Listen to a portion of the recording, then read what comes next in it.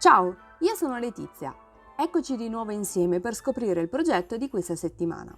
In questo tutorial vedremo come creare un romantico paesaggio natalizio invernale illuminato riutilizzando una cassetta di legno. Alla fine del tutorial, se qualcosa non è chiaro, potete vedere su vivicoletizia.it il fototutorial spiegato passo passo. Vi lascio il link nella descrizione sotto al video. Ora passiamo al tutorial. Seguitemi!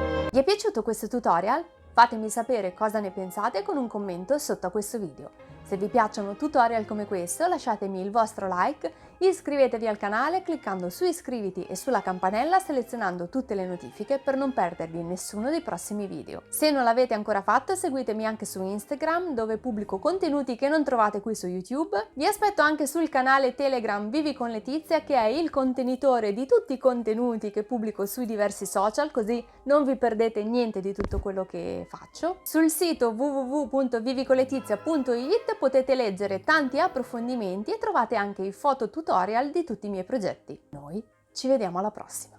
Ciao!